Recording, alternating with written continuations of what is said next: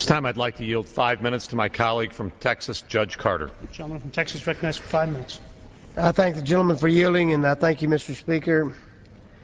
Mr. Speaker, I spent many years of my life being a trial judge in the beloved state of Texas. And as we are trying to make these decisions here today, I think there's a good parallel to be struck between the decisions that this House is going to make and the decisions that a jury gets asked to be made in the courtroom. The process always begins with pleadings, and I have here in my hand the pleadings of the majority party of the House of Representatives pleading for relief from this body. And they begin by Section 1, the Congress and the American people will continue to support and protect the members of the United States Armed Forces who are serving and have bravely served honorably in Iraq. Well, they're not really pleading for any relief there. Now, they're not actually asking us for anything other than stating that this is what they stand for. And so we have to kind of fall back on our experience and what we've experienced recently. We've just experienced a continuing resolution, as they call it, which cut the military for over $4 billion. But that's okay. It's going to be put back in the supplemental, we're told.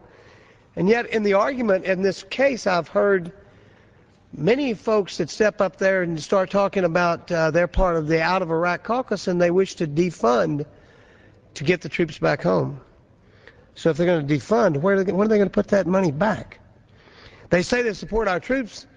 This Congress has elected by its vote General Petraeus, an expert in counterinsurgency, to give us a plan. And he has. He's told us, I need more boots on the ground to back up the Iraqi troops as they go in and clean out these militias and give some stability to Baghdad. That's what he's asked us for. And he's also told us that this type of action by Congress will discourage his troops. Secretary Gates has told us, in his opinion, this will encourage our enemies. Just this statement that this kind of thing that we're doing here today, and yet we hear argument that that's just not true. And yet, I don't know. I've got a little note here that NBC or ABC News, certainly nobody's conservative press, reports that they talked to some Army sergeants in Ramadi. First Sergeant Lewis Barnum says, "It makes me sick. I was born and raised a Democrat, and when I see that, it makes me sad." Sergeant Brian Orenkowski says, "I don't want to badmouth the president at all. To me, it's treason." And then in this morning's paper, in the Washington Times, Cal Thomas column, Army Sergeant Daniel Dobson, 22, of Grand Rapids, Michigan, on his second tour in Iraq, says, "The American military has shown a stone-cold professional veneer throughout the seething debate over Iraq. Beneath that veneer, however, is a fuming, visceral hatred. We feel as though we have been betrayed by Congress." So the evidence seems to be that this does seem to discourage our troops.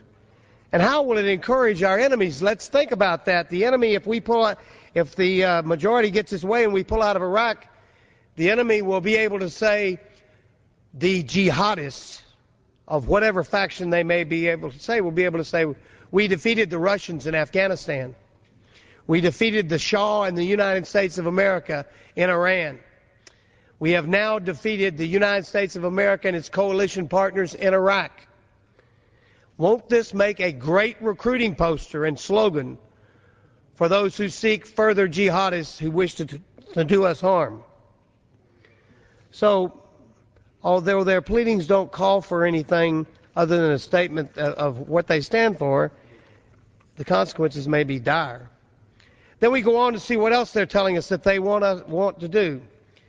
They're just telling us that Congress disapproves of a decision of President George Bush, announced on January 10, 2007, to deploy more than 20,000 additional United States troops in Iraq. Okay. What does that tell us?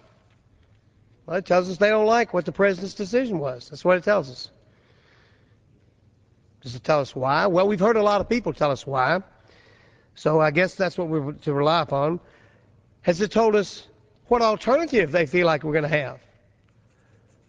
What is what they're asking us to do today give us an alternative? Well, I find nothing else on this piece of paper that says that. I don't find any solution proposed. Could I have a little additional time? Give the gentleman an additional minute. The gentleman is recognized for an additional minute. So what should Americans expect from what is being asked for here today? I think they should expect discouraged troops. I think they should expect an encouraged enemy.